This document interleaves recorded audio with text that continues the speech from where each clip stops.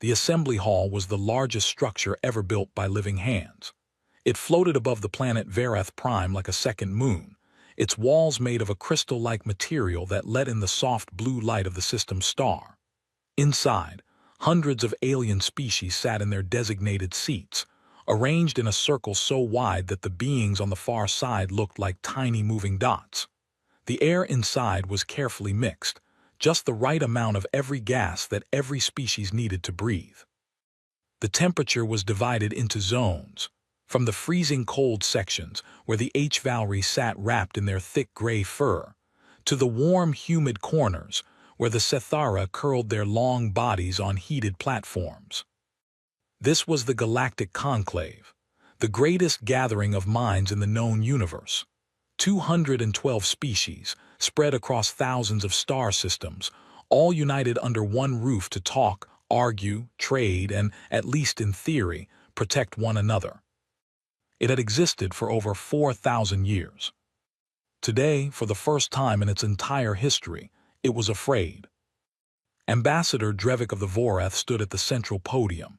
He was tall, with pale silver skin and 4 arms that he kept folded tightly against his chest. His species had been part of the conclave for 3,000 years. They had seen wars. They had seen plagues. They had seen entire star systems go dark. But Drevik had never stood at this podium with sweat on his palms before today. He cleared his throat and looked out at the sea of alien faces. "The Krethval have sent a formal message," he said. His voice was calm. Trained diplomats always sounded calm, even when everything was falling apart. It arrived 6 hours ago on all frequencies, in all known languages, including several we did not think they were aware of. The hall was completely silent, not the silence of peace, the silence of held breath. "Their demand is simple," Drevik continued. "All inhabited worlds under conclave protection are to submit to what they call a harvesting process. They require our resources, our planets, and in many cases, our populations. They have given us 30 cycles to respond. If we do not respond with full agreement, they will begin with the nearest system and move inward."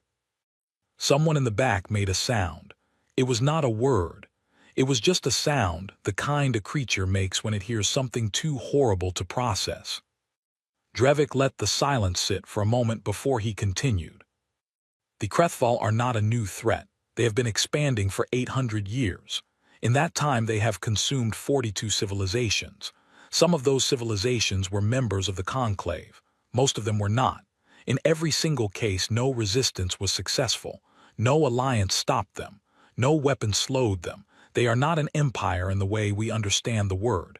They do not want to rule. They do not want to negotiate. They want only to consume." He paused. "Our Defense Council has been in session since the message arrived. Their conclusion is that we do not have the military capability to stop a Krethval invasion. Our combined fleet, if fully assembled and perfectly coordinated, has perhaps a 12% chance of delaying their advance by 2 or 3 cycles. Not stopping it, delaying it." The murmuring that rose from the crowd was low and frightened.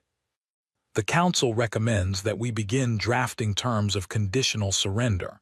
It is believed that if we offer our cooperation willingly, the Krethval may be persuaded to preserve a portion of each species. A remnant, a remainder." The word remainder hung in the air like smoke. From the back of the human section, a woman stood up. Her name was Commander Yara Osai. She was the senior human representative to the Galactic Conclave, a position that carried a lot of responsibility, but, until recently, very little real power. Humanity had been admitted to the Conclave 40 years ago after making first contact with the Verath. They had been welcomed politely, and assigned the status of Class C provisional member, which was the Conclave's quiet way of saying you are too young and too primitive to matter yet. Humanity had accepted this with a smile. Osai was a compact woman with dark brown skin and short natural hair going gray at the temples. She wore the simple gray uniform of the Earth Diplomatic Corps. She had no elaborate robes, no ceremonial markings, none of the decorative layers that most senior representatives wore in this hall. She looked plain. She looked simple. She did not look afraid. "Ambassador Drevik," she said. Her voice carried easily across the chamber. The translation systems picked it up and converted it into 200 languages instantly. "I have a question." Drevik looked at her with something between surprise and mild irritation. "This is not the time for open questions, Commander. We are in the middle of a—" "My question," she said, as if he had not spoken, "is whether the Council's recommendation has been formally adopted, or whether it is still a recommendation." Drevik blinked. "It is still a recommendation, technically, but the—" "Then it has not been decided." "Commander Osai."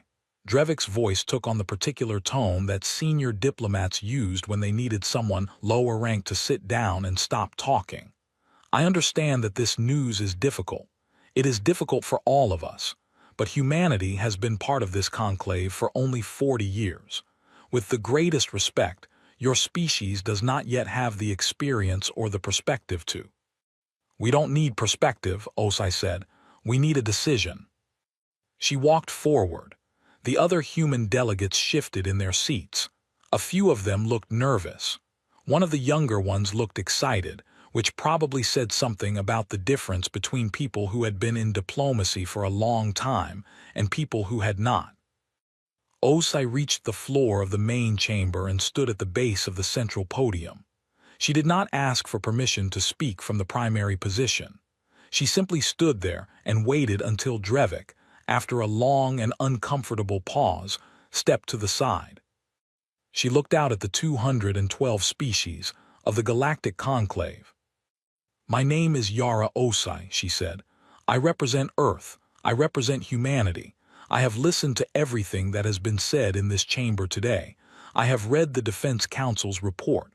I have looked at the numbers." She paused.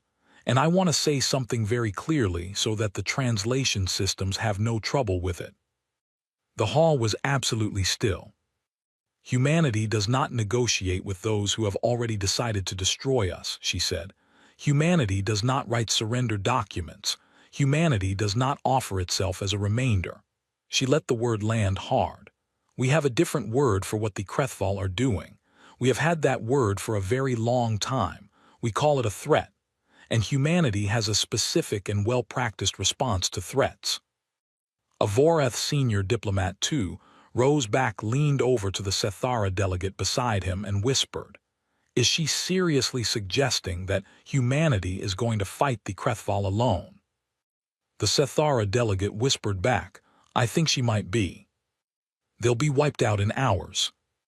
"Yes," the Sethara agreed sadly, "poor things." Osai could not hear them, but she had heard variations of that conversation her entire career. She had been hearing it since the day humanity first walked into this building and was given a seat in the back row. "I'm not going to stand here and tell you that humanity can solve this problem alone," she said. "That is not what I am saying. What I am saying is that humanity will not be part of any conversation about surrender. Not today, not ever. If the rest of the conclave chooses to pursue that path, that is your choice. But Earth's answer to the Krethval is no.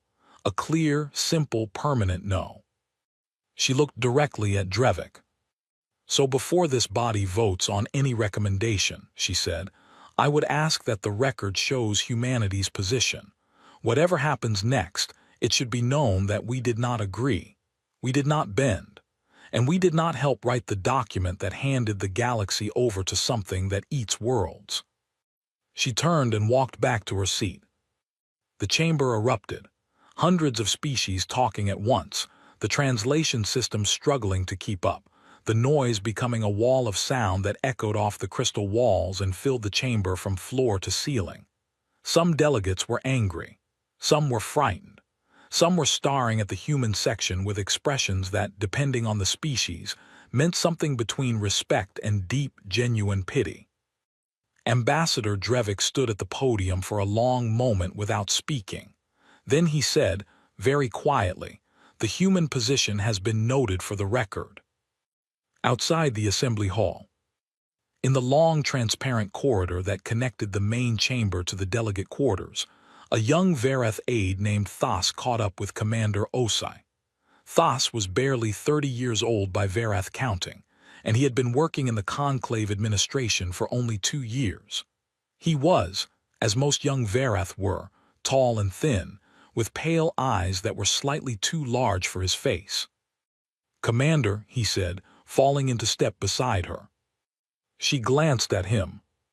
"I wanted to ask," he said carefully, "what you said in there, did you mean it, all of it?" "Yes," she said. "But the numbers," Thas said. "The Defense Council's numbers, you saw them. 12% chance of delay, not even." "I saw them." "Then how, what is Earth's actual plan?" He hesitated. "Do you have a plan, or was that just a statement?" Osai stopped walking. She turned and looked at the young aide for a moment. Then something changed in her expression. It was not quite a smile. It was smaller than that and quieter, and in some ways more serious than anything she had shown in the chamber. "Thas," she said, "how long have humans been part of this conclave?" 40 years, he said. "And in those 40 years, what did you think we were doing?" He blinked, adjusting, learning, integrating into galactic society. "We provided technology assistance, trade frameworks, the standard new member." "What did you think we were doing at home?" she said. He opened his mouth, then closed it. She held his gaze for a moment longer. Then she turned and kept walking. Thas stood in the corridor alone. He thought about that question for a long time. He thought about the fact that humanity had been smiling politely for 40 years. He thought about how large human industrial output actually was numbers he had seen in trade reports, but never really considered. He thought about the fact that no conclave survey ship had ever been invited to observe the outer edges of the human home system. He thought about all of this. And for the first time since the Krethval message arrived, he felt something that was not exactly hope. It was stranger than hope. It was closer to the particular feeling of realizing that you had been in a room with something very large and very quiet, and you had not noticed it until just now. He walked back to his office. He pulled up every trade record, every resource report, every logged shipping route originating from human space for the past 4 decades. He read through the night. By morning, his hands were shaking. The Uit cloud was the loneliest place in the solar system. It was not a place anyone could see with the naked eye. It was not a place anyone thought about unless they had a very specific reason to. It sat at the far outer edge of the solar system, a vast and dark shell of frozen rock and ice and silence, so far from the sun that the sun itself looked like nothing more than a slightly brighter star. Nothing lived there. Nothing passed through there. No trade routes crossed it. No conclave survey ship had ever been asked to go near it. That was the point. 41 years ago, 3 months after humanity's first official meeting with the Varath, and 2 months before Earth formally applied for conclave membership, a woman named Dr. Lena Vasquez sat in a small government office in Geneva and wrote a 7-page document. The document had no official title. In the internal filing system, it was listed simply as Contingency Review, External Threat Assessment. It was read by 11 people. 9 of them signed it. The other 2 asked for more time to think, and were gently reminded that time was the one thing the document specifically said humanity did not have. The document said something simple. It said that the galaxy was not safe. It said that joining the conclave would give humanity knowledge, trade, and a seat at a large and impressive table, but that a seat at a table was not the same as protection. It said that the history of every civilization humanity had ever studied, including its own, pointed to one unavoidable truth. The only guarantee of survival was the ability to defend yourself. It said that humanity needed to build something, quietly, without asking permission, without telling anyone. The document said that if humanity was wrong, and the galaxy turned out to be perfectly safe, then the project would be a waste of resources that no one outside a small group would ever know about. But if humanity was right, If the galaxy turned out to be the same as every other environment humanity had ever encountered, full of danger dressed up in polite clothing, then the project might be the most important thing the human race had ever done. 9 signatures, that was all it took. The project was called Iron Covenant. In the first 5 years, it was almost nothing. A few automated mining platforms sent to the outer Uit cloud, listed in trade records as experimental deep space resource extraction. A handful of engineers who officially retired from their government jobs and unofficially went somewhere that was not listed in any public directory. A small amount of funding that moved through so many different accounts that tracking it would have taken a forensic team several years and a great deal of patience. But it grew. In the second decade, the platforms multiplied. What had been a handful became dozens, then hundreds. Long transport chains moved raw materials inward in the dark, passed them through relays hidden inside unremarkable asteroid clusters, and fed them into construction zones so far from any inhabited body that even Earth's own civilian population had no idea they existed. The engineers who went there did not come back. Not because they were not allowed to, but because the work was too important and too large, and after a few years, most of them had stopped thinking of themselves as people who had left something behind. They had become people who were building something. Their children were born in those facilities. They grew up under artificial light, in long rotating habitat rings that simulated gravity, learning mathematics and engineering before they could fully read. They did not think of this as unusual. It was simply the world they knew. Their parents told them what they were building and why, and the children accepted it the way children accept most things told to them by people they trust completely. In the third decade, the shape of what was being built became clear. It was a warship. Not a warship the way the Conclave understood warships. Conclave military vessels were elegant things, long and narrow, built for energy weapons and precision strikes, designed by species who had spent thousands of years refining the art of targeted minimal destruction combat. They were impressive. They were advanced. They were built by civilizations that had, for the most part, stopped thinking about war as something that could threaten their survival. For them, war was a tool of policy, a controlled instrument. Humanity had a different relationship with war. For most of recorded human history, war had not been a tool of policy. It had been a matter of survival. Humanity had spent thousands of years trying to kill itself, and in doing so had learned things about destruction, endurance, and adaptation under fire that no other species in the Conclave had ever needed to learn. Humanity knew how to build weapons that were not elegant, weapons that were not precise. Weapons that were designed for one purpose and one purpose only, to keep hitting until there was nothing left to hit. The ship they built carried that knowledge in every plate of its hull. It was named the ESV Unyielding Earth. It was over 4 kilometers long. Its hull was layered in a composite material that did not exist anywhere in Conclave records, developed by 3 generations of human metallurgists working in total isolation. It had 16 primary weapon systems, none of which were energy-based. It carried kinetic mass drivers that could accelerate a solid metal rod to a significant fraction of the speed of light. It carried nuclear-tipped torpedoes designed not to explode on impact, but to penetrate deep into a target before detonating. It carried drone swarms controlled by an artificial intelligence system that could learn and adapt in real time, rewriting its own tactical programs mid-battle based on what it observed.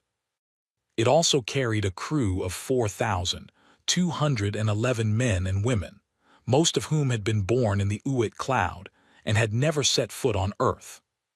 But the unyielding Earth was not alone. By the time the Krethval message reached the Galactic Conclave, Iron Covenant had produced 141 ships. Not all of them were as large as the unyielding Earth. Some were smaller, faster, designed for different roles. But all of them were built on the same principles. All of them carried the same philosophy pressed into their steel bones. Do not stop, do not retreat, Do not give the enemy a moment to breathe.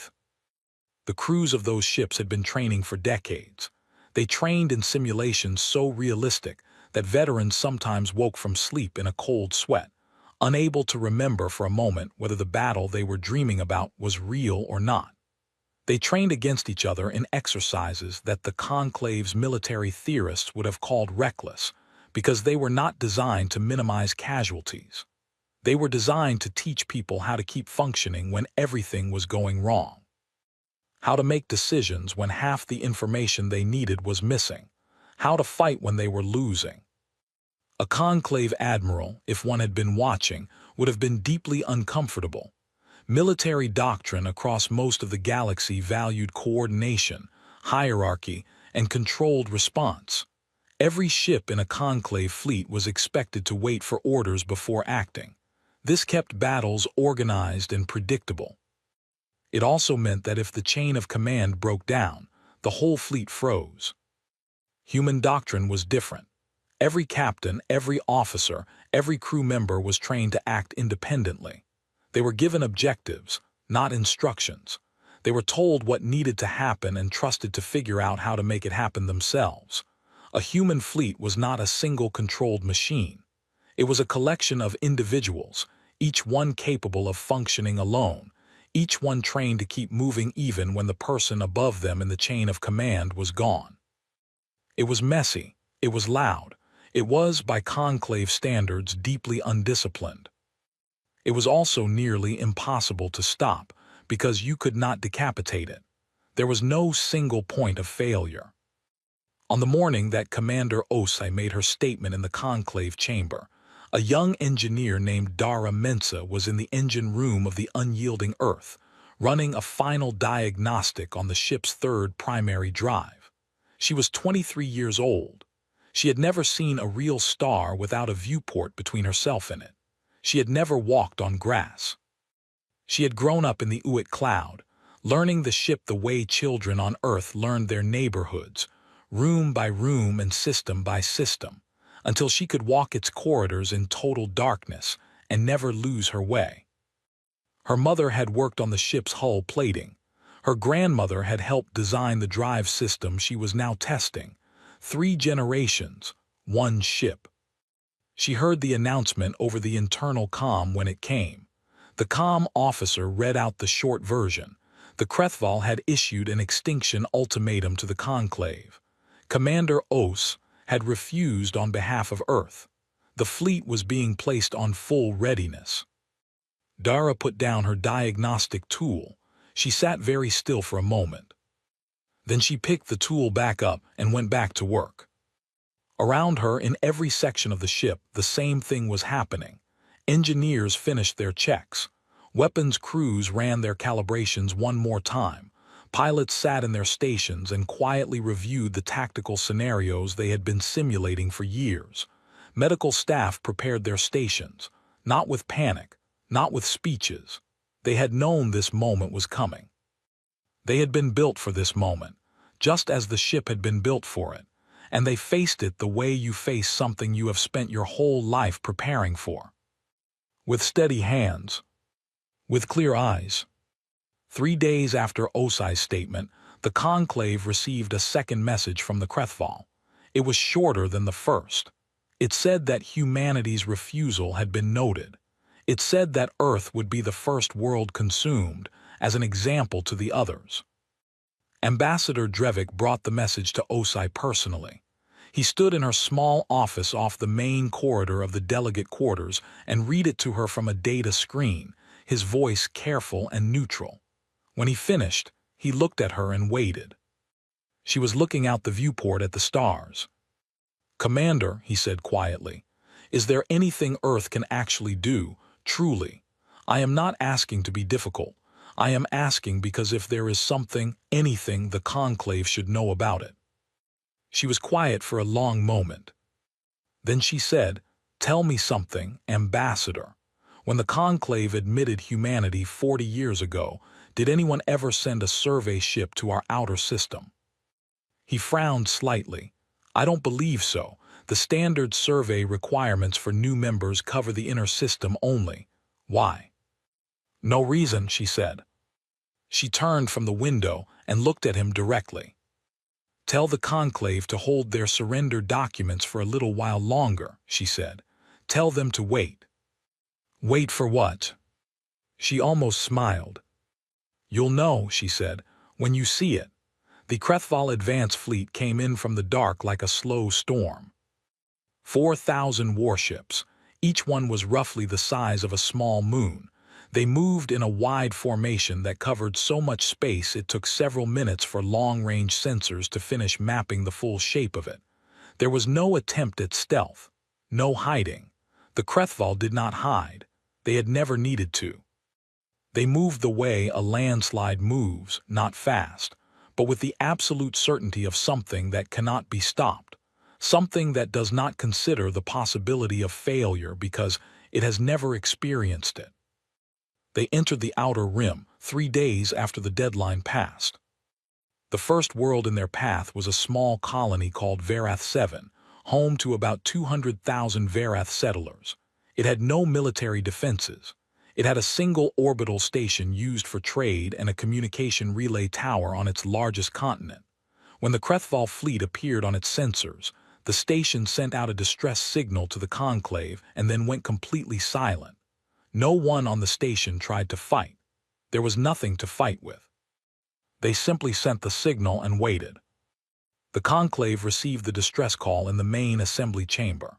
By then the chamber had become something close to a permanent emergency session, with most delegates staying in or near their seats at all hours, sleeping in shifts, eating at their stations.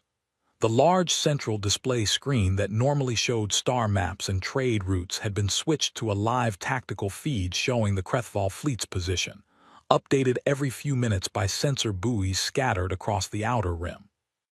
The dots on the screen were moving steadily inward. Thas stood at the back of the Varath delegation section and watched the screen with dry eyes. He had not slept properly in 4 days. Since the night he had spent going through every human trade record and resource report he could find, he had been trying to make sense of what he had discovered. The numbers were strange. Not wrong exactly, but strange in the way that a shadow is strange when it does not match the shape of the thing casting it. Humanity's reported industrial output was not remarkable. It was solid for a Class C member, slightly above average, nothing that raised flags. But when Thas looked at the raw materials flowing into human space over the last 4 decades, the metals, the composite chemicals, the fuel compounds, the quantities of certain specialized alloys that had no obvious civilian application, the numbers did not match the reported output. There was too much going in. Far too much, spread across too many years, moving through too many quiet little trade channels that none of the conclave's standard monitoring systems had been built to flag. Something had been consuming those materials. Something very large. He had brought his findings to his supervisor, a senior Varath administrator named Kors, who had looked at the numbers for a long time and then said, very carefully, that it was probably a data anomaly, and that Thas should focus on more pressing matters given the current situation. Thas did not think it was a data anomaly, but he had no idea what it actually was, and so he stood at the back of the chamber and watched the screen and waited, the same way Commander Osai had told Ambassador Drevik to wait, though Thas did not know that. Then, on the morning of the 4th day after the deadline, every sensor buoy in the outer solar system of Earth simultaneously registered something new. Not one something. Many somethings. The alert came through on every screen in the conclave chamber at the same time. A soft chime, the kind the system used when new data required immediate attention, and then a cluster of readings that the tactical display struggled to organize because it had never encountered anything quite like them before. Objects were emerging from the far outer edge of the human solar system. They were moving at a velocity that the system flagged immediately as an error. Because the velocity it was reading did not seem possible for objects of the size it was also reading, the computer ran its calculations 3 times in rapid succession. Then it displayed the results and stopped trying to explain them. 141 objects, each between 1 and 4 kilometers in length, moving at a speed that should have been, by every known engineering standard, completely impossible for anything that large. The chamber went from quiet tension to full chaos in about 10 seconds. Delegates were out of their seats. Multiple species were shouting in their own languages simultaneously, and the translation systems, which could normally handle any amount of overlapping speech, began producing garbled outputs because the words were coming too fast and too many of them were the same word in different languages. That word, roughly translated across most of the species present, meant impossible. Ambassador Drevik stood at the central podium with both hands gripping the edges of it and stared at the screen. His silver skin had gone several shades paler. He opened his mouth, closed it, and then opened it again. "What," he said very quietly, "is that?" From her seat in the human section, Commander Osai stood up.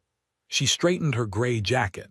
She picked up the data screen from the seat beside her and walked to the floor of the chamber with the same unhurried step she always used, the step of someone who was not performing calm but actually felt it.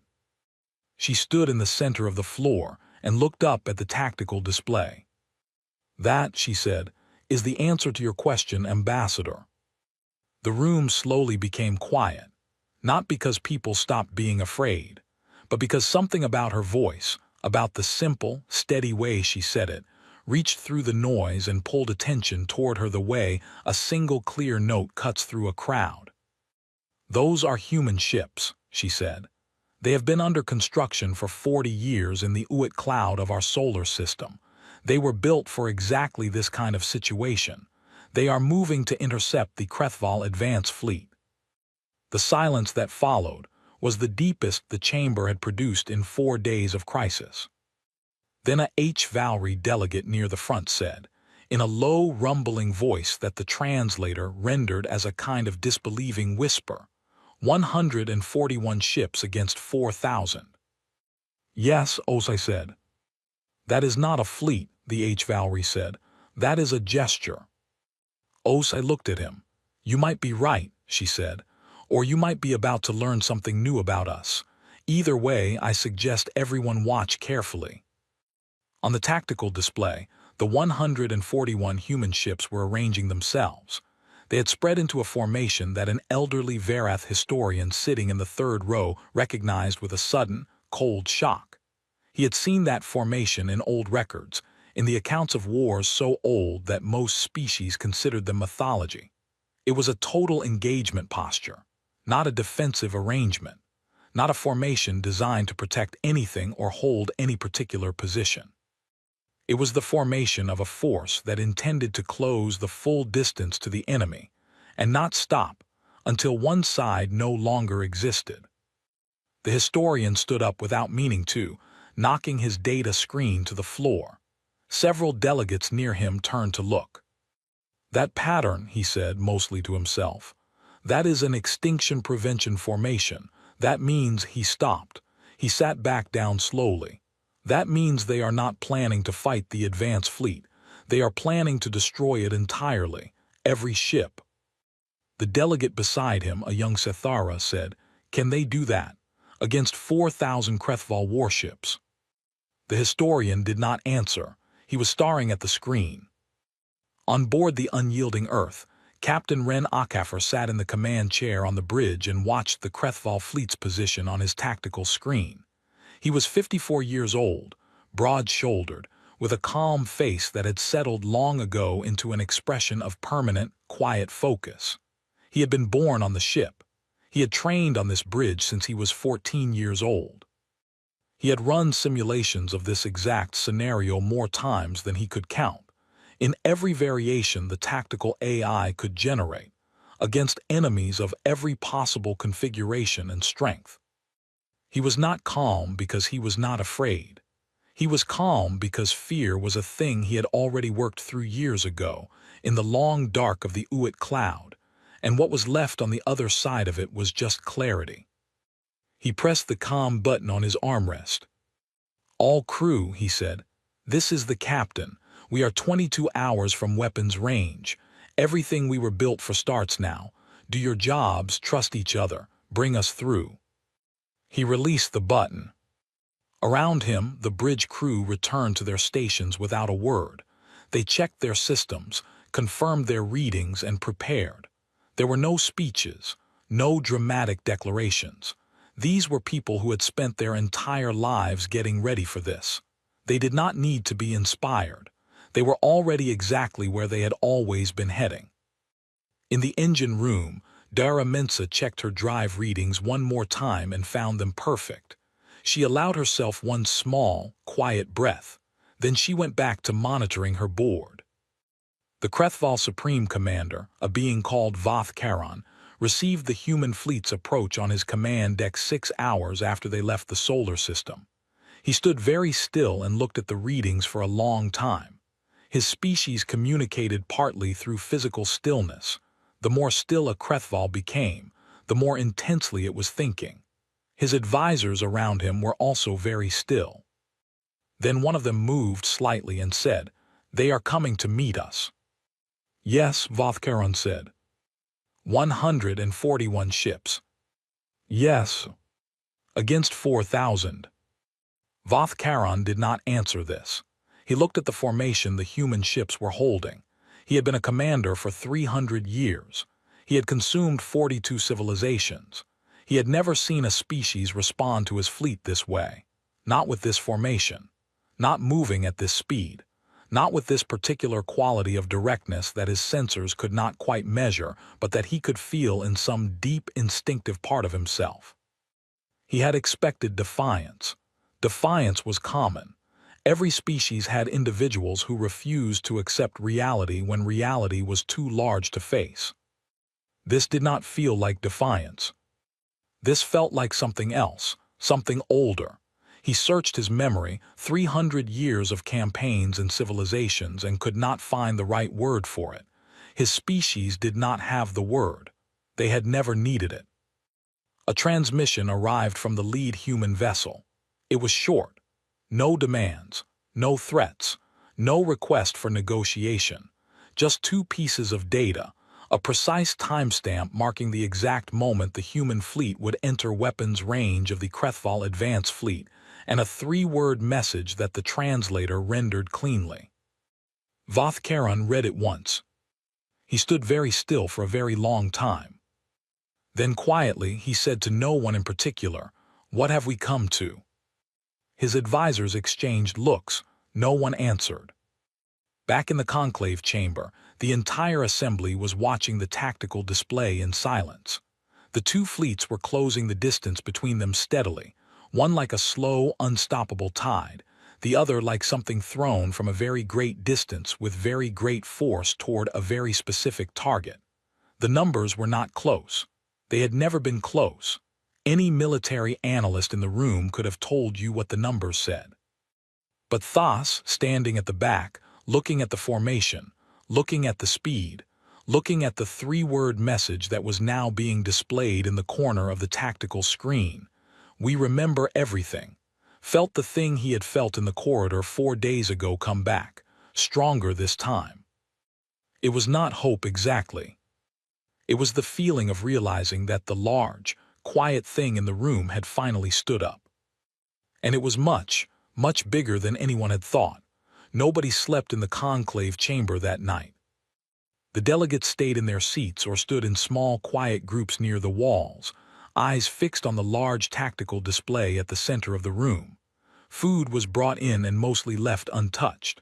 The soft hum of the station's life support systems was the only sound for long stretches of time. Outside the crystal walls, the stars sat still and indifferent, the way they always did, caring nothing for the things happening between them. The 2 fleets closed the distance slowly, then less slowly, then in the final hours before contact, very fast indeed. Ambassador Drevik had not left the chamber in 2 days. He stood at the edge of the main floor with his 4 arms folded and watched the screen with the expression of a man who had stopped trying to predict what he was seeing and was simply trying to keep up with it.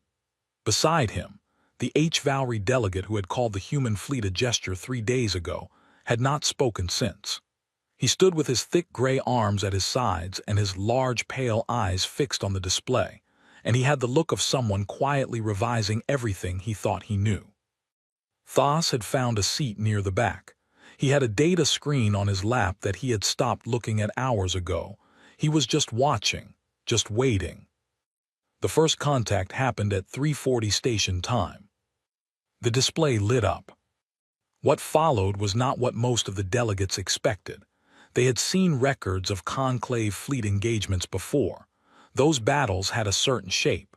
Two forces would approach each other, exchange long-range energy fire, maneuver carefully, and gradually one side would lose enough ships to make continuing impractical and would pull back.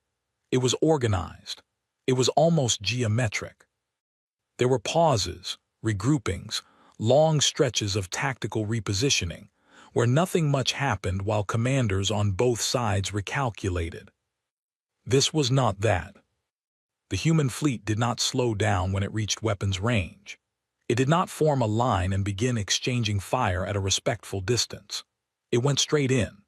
All 141 ships pushed forward at full speed directly into the body of the Krethval formation, and within the first 4 minutes of contact, the tactical display was so filled with movement and weapons fire that the conclave system had to reduce its scale 3 times just to fit everything on screen. A young Sethara analyst sitting at one of the monitoring stations near the front of the chamber looked at her readings and said, loudly enough for several people nearby to hear, "They are not trying to hold a line. They are trying to break through the middle." "Break through to what?" the delegate beside her asked. "The command ships," she said. "They are going for the command ships first." This caused a ripple of murmuring through the nearby seats. Going for command ships early was not standard doctrine. Standard doctrine said you weakened the enemy's fighting strength first, reduced their numbers, and then targeted command structures once you had the advantage. Going for command ships at the start, while the enemy fleet was fully intact and fully capable, was considered reckless. Suicidal, even. Unless, a quiet voice in Thas's head said, you had a fleet that did not depend on its own command structure the way the enemy depended on theirs. He leaned forward in his seat. On the display, the human ships were moving in a way that was genuinely difficult to follow. They were not moving as a single unit. They were not moving as a coordinated group following a central plan. They were moving as individuals, each ship making its own decisions, cutting its own path through the Krethval formation, and yet somehow not colliding, not blocking each other, fitting together in the chaos the way pieces of a shattered thing still carry the memory of their original shape. The Krethval adapted. They were very good at adapting. 4,000 years of campaigns had made them extraordinarily good at reading a battle and adjusting to it. Within the first hour, they had identified the human approach pattern and begun rerouting their formation to cut off the push toward the command ships. They pulled ships from the outer edges of their fleet and funneled them inward, creating a wall between the human attackers and the vulnerable core. It was a smart move. Against most opponents, it would have worked. The humans adjusted faster. The ships that had been pushing toward the center suddenly split. Some continued inward. Others turned outward and began engaging the ships that had been pulled from the edges, which were now moving through open space without the support of the ships that had originally been beside them. The Krethval wall was being built from pieces that were being attacked before they reached their positions. Drevik watched this and felt something cold move through him. Not fear exactly. More like the particular feeling of watching someone do something you did not know was possible and understanding, in that moment, that your picture of what was possible had been wrong for a very long time. They planned for this, he said quietly. They planned for exactly this response. The HFY beside him said nothing, but his ears, which had been pressed flat against his broad head for the last hour, moved slightly forward. It was a very small movement. In HFY body language it meant, I am paying very close attention. The second hour was harder to watch. Human ships started taking damage. The Krethval weapons were powerful, and 4,000 ships firing produced a volume of fire that was very difficult to avoid completely. The display began showing red damage indicators on human vessels. Several ships lost significant portions of their hulls. One smaller human vessel, a fast attack ship near the outer edge of the engagement, was hit twice in rapid succession and went dark on the display. The chamber made a sound when that happened, a collective intake of breath from 200 species. But the other human ships near the damaged vessel did not stop. They did not slow down. Two of them shifted angle slightly, putting their undamaged sides toward the area of heaviest fire and kept moving. The message that sent was so clear that it needed no translation. We are not stopping. Not for damage. Not for losses. Not for anything. An elderly Verath historian in the third row was documenting everything he saw on his data screen with shaking hands. He had spent his career studying old wars, wars from before the Conclave, wars that most modern species considered barbaric and incomprehensible.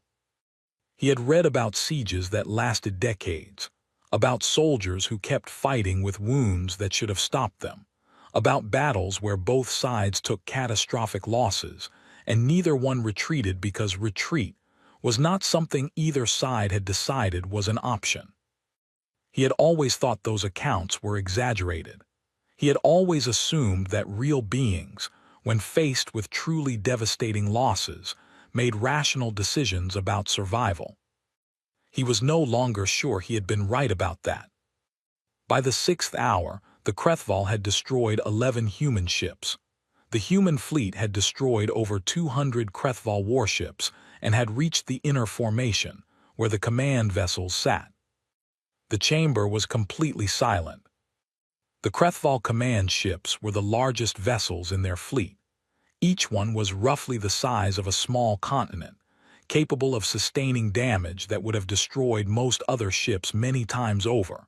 They were considered functionally indestructible by every military assessment the Conclave had ever produced.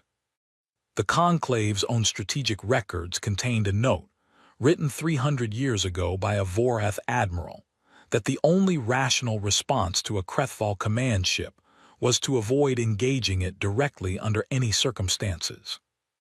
The unyielding Earth flew directly at the nearest one.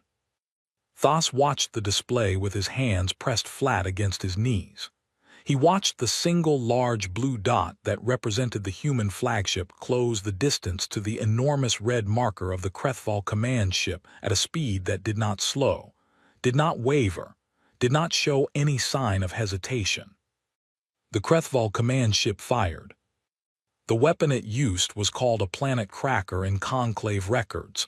It had been used 14 times in documented history. Each of the 14 times the target had been destroyed completely. The weapon did not damage things. It ended them. The beam hit the unyielding Earth. The chamber erupted. Delegates were on their feet. Several species made sounds that their translators could not convert because they were not words, just pure involuntary noise. Thas was standing without knowing he had stood up. His data screen was on the floor. He did not notice. The display cleared. The unyielding Earth was still there. A third of its hull was gone. The readings showing its structural integrity were deep into the red. Several of its weapons systems had gone offline. Its speed had dropped significantly. One of its main drives was dark. It was still moving forward. It was still firing. The sound in the chamber changed. It went from the noise of shock to something quieter and stranger, something that did not have a clean name in most languages, but that every being in the room felt in the same place, somewhere below the rational mind, somewhere older. The unyielding Earth fired its remaining weapons at the Krethval command ship, not a controlled, precise strike. Everything, every functioning weapon system, all at once, in a single concentrated burst aimed at the same point on the enemy hull, a point that the ship's AI had spent the last 3 hours calculating as the optimal target. The Krethval command ship broke apart. The chamber did not cheer. It did not react with celebration or relief. It simply went very, very quiet, the way a room goes quiet when something happens that is too large to respond to immediately, something that needs a moment to settle before the mind can begin to process it. Drevik sat down slowly. He put his hands on his knees and stared at the floor for a moment. Then he looked up at the display and kept watching. The battle went on. It went on through the night and through the following day and into the night again. 37 hours in total from first contact to last. The conclave chamber stayed full for all of it. No one left. Food was brought and ignored. People dozed in their chairs and woke again and looked at the screen and stayed. The Krethval adapted constantly. They were never passive. They never panicked. They were, in every objective sense, extraordinary fighters. They found new formations, new angles, new ways to concentrate their fire. Several times they managed to pin groups of human ships between converging wings of their fleet and inflict serious damage. They were relentless and intelligent and vastly more numerous, and for long stretches of the battle they were winning in terms of raw tonnage destroyed. But they could not find the head to cut off. Every time they identified a human ship that seemed to be coordinating others and targeted it specifically, the other human ships simply kept doing what they had been doing. There was no moment of confusion, no hesitation while a new commander was identified and orders were relayed. The human ships just kept fighting, individually and collectively at the same time, in that messy, loud, deeply personal way that no conclave doctrine had ever described, because no conclave species had ever fought that way. In the 22nd hour, a group of 14 human ships found themselves completely surrounded, cut off from the rest of the fleet, with Krethval vessels on every side. The conclave analysts watching the display exchanged grim looks. This was a finished situation. Against any opponent they had ever observed, surrounded and cut off meant finished. The 14 ships attacked outward in all directions simultaneously. They did not try to escape. They did not try to hold a defensive position. They just attacked, each ship picking the nearest enemy and going for it with everything it had, and in the chaos of 14 ships attacking in 14 different directions, at once the surrounding Krethval force lost its shape, and the gap it had closed opened again. 12 of the 14 ships came back through. Thas had stopped trying to analyze what he was seeing. He had just stopped. There was no framework he had been trained in that could hold what was happening on that screen. He sat and watched and felt the thing he had been feeling since the corridor outside Osai's office shift and change and settle into something clear. It was not hope anymore. It was certainty. Quiet, solid, slightly terrifying certainty. When the 37th hour ended, the tactical display showed a human fleet of 114 ships, 27 lost, floating in the space where the Krethval advance fleet had been. The Krethval fleet was not retreating. It was not reforming somewhere distant. It was simply gone. 4,000 ships, gone. The chamber was silent for a long time after the display updated. Then Commander Osai, who had been sitting in her seat in the human section for the entire 37 hours without speaking, stood up. She walked to the communications terminal at the side of the room. She did not ask for permission to use it. She entered a frequency manually, a direct channel to the Krethval home system, bypassing the conclave communications network entirely. She waited for the connection to establish. When it did, she looked at the screen for a moment. Then she spoke. Her voice was steady. Her ship was burning somewhere out in the dark. 27 ships were gone. 27 crews, people she had known by name or known by the names of their parents and grandparents. Her voice did not waver. "This was your advance fleet," she said. "We know you have more, so do we. Send the next one if you choose to. We will be here. We will always be here. But before you decide, I want you to understand something clearly." She paused. "We did not enjoy this," she said. "We do not celebrate what just happened. Every ship we lost carried people who were born to build something better than war. They chose this anyway. They chose it because someone had to. That is who we are. That is what we are capable of when something we care about is threatened. Her voice dropped slightly, not with emotion but with the particular weight of someone saying the truest thing they know. We are very, very good at it, and we are very, very patient. And we will not stop. She closed the channel. The chamber behind her was absolutely still. She turned and walked back to her seat. She sat down. She folded her hands in her lap. She looked at the display at the space where 4,000 ships used to be, and she breathed slowly and steadily, and she did not look like a person who had just won anything. She looked like a person who understood exactly what winning cost. 3 months passed. The galaxy did not go back to normal. There was no normal to go back to. The world that existed before the Krethval ultimatum and the 37 hours that followed it was gone, quietly and permanently. The way a thing is gone when you finally see it clearly for the first time and realize it was never what you thought it was. The Krethval did not send another fleet. For the first 2 weeks after the battle, the Conclave held its breath. Sensor buoys at the edge of Krethval space were monitored around the clock. Every unexplained reading was flagged and reviewed. Delegates who had finally gone back to their quarters to sleep properly woke at small noises and checked their data screens before they were fully awake. The fear did not leave immediately. It had been too large and too sudden, and large sudden things leave marks that take time to fade. But no fleet came. On the 19th day, a transmission arrived at Conclave headquarters from deep inside Krethval territory. It was addressed not to the Conclave, but specifically and directly to Earth. The Conclave communications team noted this with some discomfort and forwarded it to Commander Osai without opening it, because opening a message addressed to someone else felt unwise when that someone else had recently destroyed 4,000 of the sender's warships. Osai read it alone in her office. She read it twice. Then she sat for a while and looked out her viewport at the stars. The Krethval wanted to talk. Not negotiate. Not surrender in any formal sense. They used a word in their language that the translator rendered as something between acknowledge and reconsider.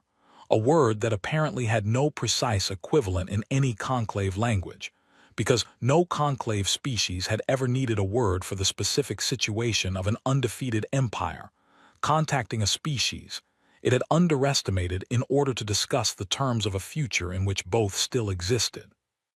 Osai wrote back. She kept her message short. She gave a time and a communications frequency and said that Earth would be listening. When word reached the Conclave Assembly that the Krethval had initiated contact with humanity and that preliminary talks were quietly underway, the chamber produced a sound that was somewhere between relief and something more complicated. Relief was simple. This other feeling was harder to name. It was the feeling of a group of people who had been depending on walls they built themselves, discovering that someone else had quietly built a much larger wall around all of them while they were not looking, and not being entirely sure how they felt about that. Ambassador Drevik called an emergency session. It was not emergency in the crisis sense. The crisis, at least the immediate one, appeared to be passing. It was emergency in the sense that the Conclave needed to talk about what had happened and what came next, and it needed to do that before the weight of it settled into the shape of something that would be much harder to address later. Drevik had been in diplomacy long enough to know that the time to have the important conversation was always now, never later, because later had a way of becoming never. The chamber filled, all 212 species, every seat taken. The low constant hum of the translation systems running across every frequency. The large central display showing a star map of the known galaxy, peaceful and detailed, with the region of the recent battle marked in the far lower corner in a small, quiet blue. Drevik stood at the central podium and looked out at the assembled delegates for a long moment before he spoke. 3 months ago, he said, this body was preparing to write a surrender document. We had reviewed the numbers. We had heard the assessment. We had concluded with what we believed was clear and rational thinking that there was no realistic path to resistance. We were wrong. He paused. We were wrong because we did not have full information. We did not know what humanity had been building. We did not know what humanity was capable of. And we did not know because we did not ask. Because we had decided, a long time ago, that we already knew what humanity was. The chamber was quiet. We called them a Class C provisional member, Drevik said. We gave them a seat in the back row. We smiled at their ambassador and told them politely that it would take 300 years for them to develop a competitive fleet, and we believed that we were being kind, because we thought we were managing their expectations about a reality they could not change. He looked down at the podium for a moment. What we were actually doing was telling them what we thought they were, and they listened. And then they went home and proved us wrong in the quietest, most thorough way imaginable. He stepped back from the podium. Commander Os walked to the center of the floor. She wore the same simple gray jacket she always wore. She carried a single data screen and nothing else. She stood in the place where, 3 months ago, she had told the assembled galaxy that humanity did not negotiate and did not retreat, and she looked out at the same faces that had looked back at her then with pity. Those faces looked different now. Some of them looked grateful. Some looked uncertain. Some, particularly among the older and more senior delegates of species that had been in the conclave the longest, looked uncomfortable in a way that had nothing to do with fear. It was the discomfort of people who had held a particular picture of how things were for a very long time, and were now being asked to let that picture go. I understood this. She did not hold it against them. I want to begin by saying something clearly, she said. What happened 3 months ago was not a human victory. I want that on record. 27 ships did not come home. Over 9,000 people are gone. They were not soldiers in the way that most of this assembly understands soldiers. They were engineers and pilots and doctors and children of engineers and pilots and doctors, people who were born into a project they did not choose and who chose it anyway, every day of their lives because they understood what it was for. She stopped for a moment. There is nothing to celebrate in that. There is something to be grateful for. Those are not the same thing. She looked around the room slowly. I am not here to ask for anything on behalf of Earth, she said. I am not here to present a list of demands or to collect a reward. What I am here to do is make a proposal, a simple one, and I am going to ask this assembly to consider it seriously, not because Earth is owed anything, but because I believe it is the right structure for what comes next. She set the data screen down on the floor of the chamber and straightened up. The conclave needs to change, she said. Not its purpose. Its purpose is good. Bringing species together, building connections, managing shared problems, all of that matters. What needs to change is the assumption underneath it. The assumption that the galaxy is safe enough and stable enough, and that the beings living in it are reasonable enough, that protection can be treated as an afterthought. It cannot. What happened 3 months ago was not the first time a civilization has threatened this assembly. It will not be the last. She paused. The conclave needs a permanent defense structure, a real one, not a committee, not a set of guidelines that each member may or may not choose to follow, a unified, standing, capable defense force with the authority and the resources to act when action is needed. She looked across the room. Earth is willing to lead that structure. We are not willing to control it. There is a difference. Leadership means doing the work, carrying the weight, being the first to respond when something goes wrong. Control means telling everyone else what to do and keeping power for yourself. We are offering the first. We are not asking for the second. She let that settle. Every species in this room would have equal standing in the new structure. Every species would have representation in its decisions. No one world, including Earth, would have veto power over the whole. The murmuring that rose was not the murmuring of fear. It was the murmuring of people genuinely thinking. Then, from the Vorath section, a very old delegate named Sareth stood up. Sareth was one of the longest-serving members of the assembly, old enough that his silver skin had gone almost white, old enough that he had been in this chamber when humanity first applied for membership 40 years ago. He had been one of the delegates who voted to assign humanity Class C provisional status. He had thought at the time that it was the generous choice. "Commander Osai," he said. His voice was still strong, though slower than it had once been. "I will not pretend that what I am about to say is easy. I voted against full membership for humanity 40 years ago. I believed your species was too young, too volatile, too shaped by your history of conflict to be trusted with full standing in this body." He paused. "I was applying the wrong measure. I was looking at your history of conflict as a flaw. I did not consider that it might be a kind of preparation, that all those centuries of difficulty had produced something that we, who had not faced the same difficulties, did not have." He stood straight. "I want to ask a question, not as a challenge but as a genuine concern. You say Earth will lead but not control. You say all species will have equal standing. But humanity is now, by any honest measurement, the most capable military force in this galaxy. That is simply a fact. And history, your history, our history, the history of every species that has ever accumulated that kind of power, suggests that the distance between lead and control has a way of shrinking over time." He looked at her directly. "How do we know that will not happen here?" The chamber was very quiet. I looked at the old delegate for a long moment. Then she said, "You don't." The quiet deepened. "You cannot know that," she said. "Not with certainty. No structure, no document, no set of rules can guarantee it absolutely. What I can tell you is what we are, not what we say we are, what we have shown ourselves to be." She turned slightly, addressing the wider room. "Humanity has had power before. Many times in our history, one nation or group became significantly more powerful than all the others. Sometimes that power was used badly. We know that. We do not hide from it. But the story did not end there. Every time it happened, the rest of humanity pushed back. Every time someone tried to take everything, others stood up and said no. It is perhaps the most consistent thing about us. We do not like being told we have no choice." She paused.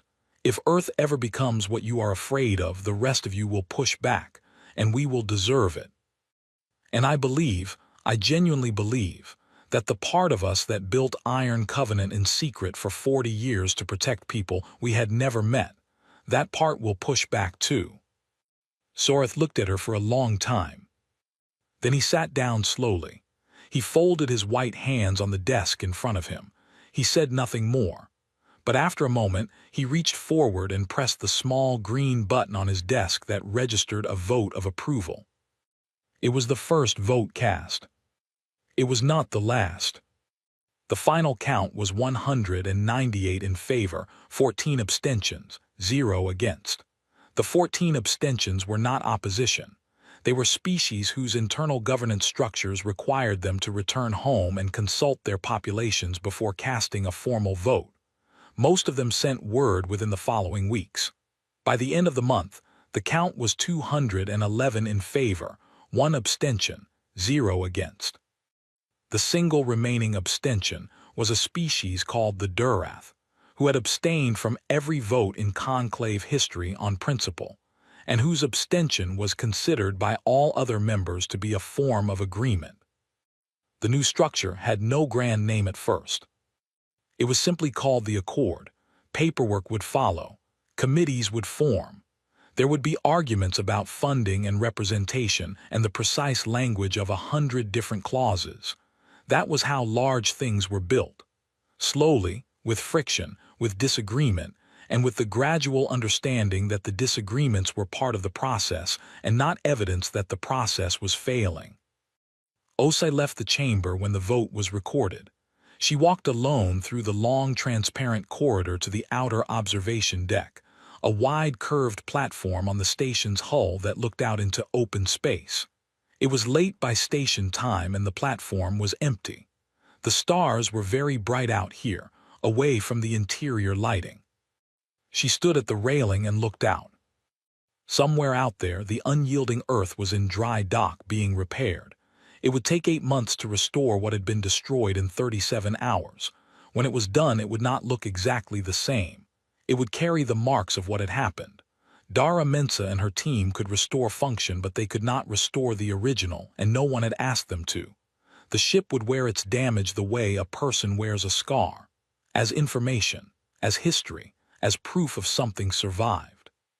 She heard footsteps behind her. She turned. It was Thas, the young Vareth aide who had spoken to her in this same corridor 3 months ago. He looked older than he had then, not by much but by something real. He stopped a few feet away and looked out at the stars alongside her, without speaking for a moment. Then he said, "Can I ask you something?" "Yes," she said. "When you walked into the chamber 3 months ago and told the whole conclave that humanity would not surrender, did you know? Did you know for certain that the fleet was ready, that it would work?" Osai was quiet for a moment. "I knew the fleet existed," she said. "I knew what it was built for. I had read every report, every assessment." She paused. "But no, I did not know for certain. You can never know for certain. War is not mathematics. People are not variables. I knew what we had built. I knew why we built it. I knew the people who built it and the people who crewed it and what they were made of." She looked out at the dark between the stars. "That was enough to stand up. It is usually enough." Thas nodded slowly. He thought about this. "The rest of the galaxy," he said carefully, "spent 40 years thinking humanity was a minor member, a small, young, slightly primitive species finding its place. We had records of your history, of course. We knew you had been through wars, but we thought that was something you had grown past, something you had moved beyond." He paused. "We were looking at it backwards, weren't we?" "Yes," Osai said simply. "It was not something you had suffered through," he said. "It was something that made you." She did not answer. She did not need to. They stood together in the quiet for a while longer. Below them, the station turned slowly in its orbit, and the planet Vareth Prime moved beneath them, its blue-green surface lit by its star, its cities and oceans and deserts and mountains all going about the work of being a living world, unchanged and continuing, the way living worlds do when the things that threaten them have been turned back. That was the point, Osai thought. That had always been the point. Not glory, not power, not the satisfaction of being right when everyone said you were wrong, just this. Just the planet turning below them, just the lights on, just the world still there. That was what it cost. That was what it was worth. She pushed back from the railing and straightened her jacket. "Get some sleep, Thas," she said. "There is a great deal of work to do tomorrow." She walked back inside. The stars stayed where they were, cold and vast and indifferent, the way they had always been and would always be. And far out in the dark, in a dry dock orbiting a moon at the edge of the solar system, a great scarred ship sat in the quiet and waited to be made whole again. It did not seem to mind the wait. It had been built by patient people. It had all the time there was.